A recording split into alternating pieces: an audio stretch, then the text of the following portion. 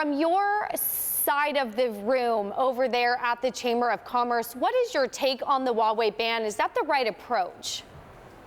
Well, Taylor, it's good to be on the show. I'm out in California in part because I am talking to the technology companies out here about the China tension with the United States, and of course, Huawei factors into that. Look, a lot of U.S. companies sell into Huawei. Certainly, it's an important company. It operates in over 100 countries and has over 180,000 employees. At the same time, it raises legitimate concerns about security issues. And we need to keep issues with respect to Huawei separate from the commercial trade talks between China and the United States. So what I'm saying to you is at the end of the day, we're very concerned about the overall environment between China and the United States. Huawei factors into that. But we shouldn't be surprised that our government is taking a close look at Huawei's operations and how it impacts our security concerns. Well, I like that you said to separate sort of the national security concerns with Huawei relative to everything else. So let's go to everything else. At the top in the introduction, we were talking about companies like Adidas and Nike who have really started to come out and say, we're concerned about the effect that this is having on consumers. What other industries or companies are you talking to that are also highlighting these concerns? Well, those are good members of the U.S. Chamber. But we do $2 billion of trade a day between China and the United States. We have a huge economic relationship. You're talking about the two largest economic players in the global economy. So, of course, what happens between China and the United States matters.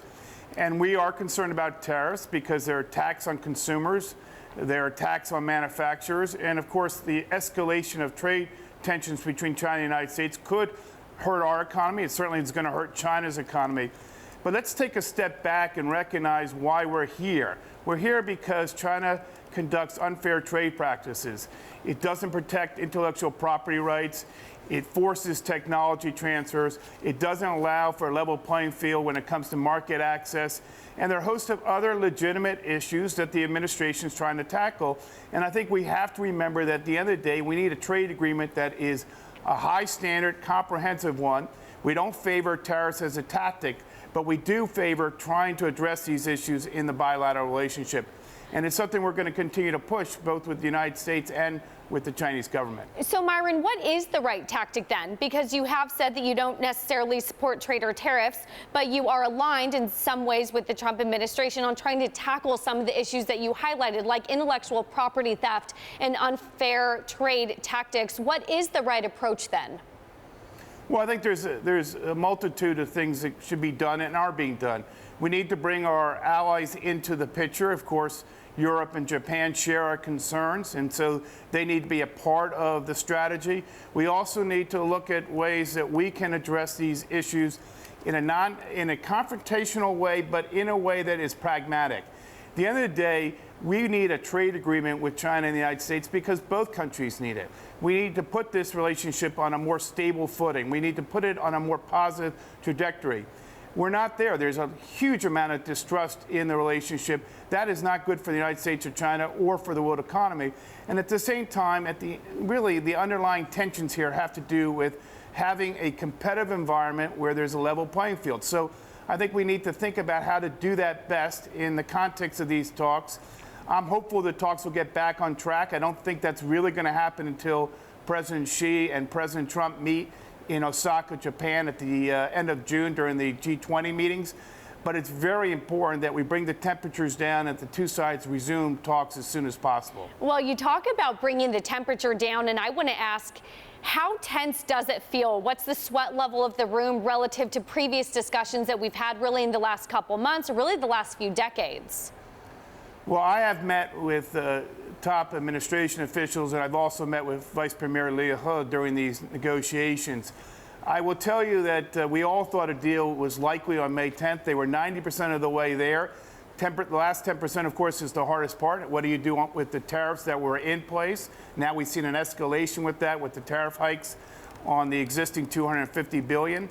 But we also have to recognize that China has to come to the table in a meaningful, concrete way. Backsliding or whatever China did with respect to the issues in the text, there was a 150-page text, 7 chapters. These agreements have to be enforceable, have to be verifiable. And so I think it was right that the administration was pressing for reform under Chinese law and not just a state directive. So I hope we can get back to the table in the weeks ahead. I hope that the two presidents during the G20 meeting will set the right tone for constructive talks. But we're at an impasse right now, and both China and the United States are going to find it very difficult. They box themselves in with the escalation of tensions.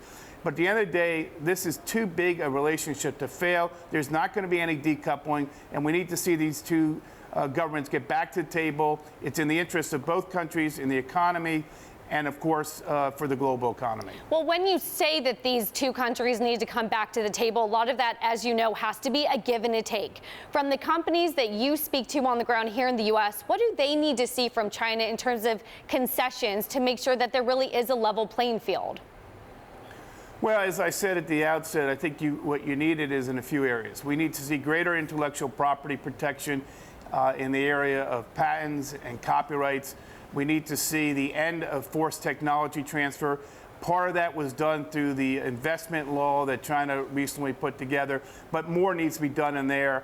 We'd like to see, frankly, a restructuring of China's economy. We want to see the end of subsidies, and of course, we want to see tax preferences go away that favor local state-owned companies over foreign competitors. So there's a lot of areas that we need to see addressed.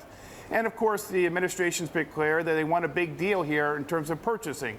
Those issues are still on the table, and still we're making progress. But now with the escalation, I'm afraid that both sides are sitting on the sidelines when in fact they need to find a way to get back to the table and have serious, pragmatic conversations. There's going to have to be blinking on both sides. Right now we have a very high stakes poker game going on, but that's really not in the interest of either country. I think China has more to lose here, more at stake, because the tariffs are going to hit them harder, but it's going to hit both our countries, and I'm hopeful that we'll get there eventually. It will take some time, but I'm hopeful.